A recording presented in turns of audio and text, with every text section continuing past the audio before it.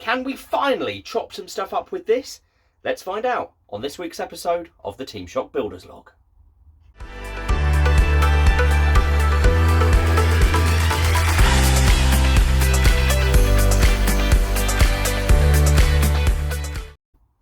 Hi everyone, welcome to episode 8 of the Team Shock Builders Log, and this one is going to be our fourth and final part of our Building a Beetleweight series.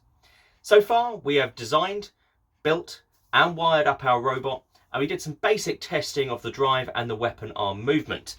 This time though, let's see if we can get this saw up and running and see if it can actually slice through things. So last time you might remember we didn't have the right size weapon belts fitted to drive the saw. Well, luckily they have now arrived and we've got them fitted. Earlier this week, I took the robot into my work where we've got a test box and I thought I'd give it a little go. So let's have a look at how that went.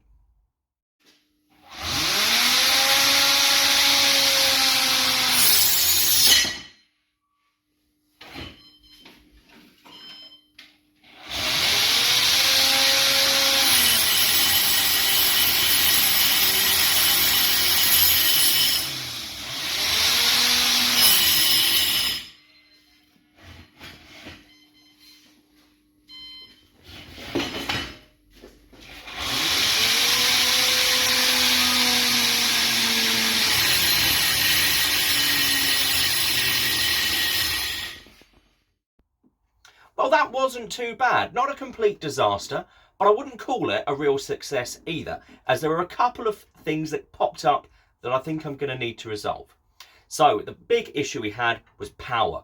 The weapon was having a bit of a trouble spinning up, didn't slice through things as easily as I was expecting, and I blame the little tiny 3-cell LiPo for that. It's only 350 milliamp per hour. I used to use it on my Beetleweight flipper, and I tried to fit this in because it is a little bit cramped inside the robot. Wasn't very pleased with the power it was delivering, and it ran out really quickly, so I think that's the first thing I'm going to need to improve. The other point of failure was the connection between the saw blade and the pulley. That came loose after a couple of reasonable slices that I had a bit later on, so I'm going to have to beef up that connection too. So to fix both of those, obviously I'm going to fix the weapon pulley onto the saw a little bit better, and then out with the little 3-cell 350 milliamp hour LiPo, in with a bigger 3-cell. So this is a 0.8 ampere hour Turnigy battery pack, still 3 cells, and this is out of inertia B4, so I know it's capable of delivering plenty of power.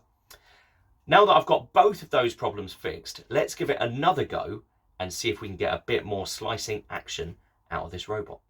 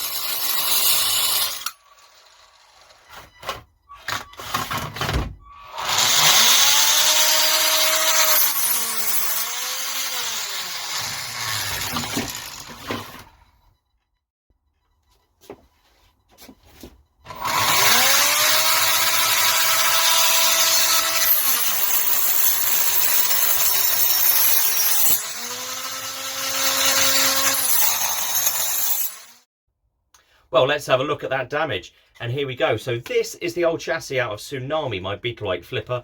And it's really taken the damage nicely. So this is an 8mm thick, you can see the thickness here, 8mm thick HDPE plate with some PLA plus with pretty solid infill all the way around it. And you can have a look at the slices we've got through there. It's absolutely incredible. We've managed to go right the way through. You can see daylight through the other side of the 8mm plate, so cut straight through that, didn't even slow down. So I think there's plenty more potential there too. It's gone through the HDPE and the PLA plus, and look at the number of slices and the depth of cuts we were getting. Like when we were that way up, you can see it's gone down. That's almost about 40mm that it's cut through. So impressed with how that works. So I'm going to call that a successful weapons test. However, something did happen when I kept the camera rolling. Let's have a little look.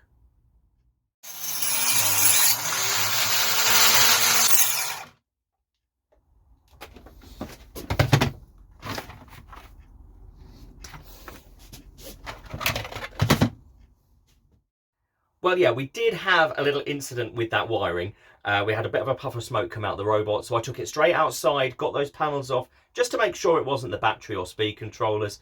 Fortunately, it was none of those. It was actually the really basic low-grade wiring that I'd used in this robot.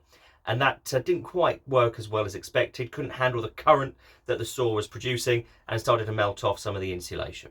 So what I'm going to do next time is change over that wiring to some better gauge stuff that's more suited to dealing with the high current demands that this robot has.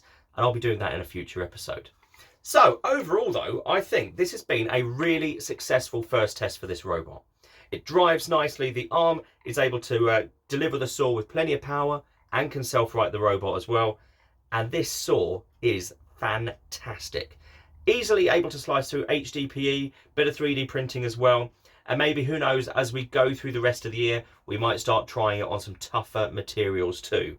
But I'm so excited by the way this has turned out, and I think it could be a real contender in the future. And with any luck, I'll be able to get this to a Beetleweight competition before the end of the year and compete with it. So for now, that's it for our Beetleweight build. I will be coming back once we've got wheel guards and the new forks fitted. I'm going to machine a few bits as well, but we'll do that a bit later on in the year as we've got a load of robots to get ready for events that we've got coming up. So don't forget, if you've liked what you've seen here, to like the video and subscribe to our channel, as we're going to have new episodes of the Team Shock Builders Log every Saturday at 7 PM. Join us next time for another update, and we'll see you then. Bye-bye.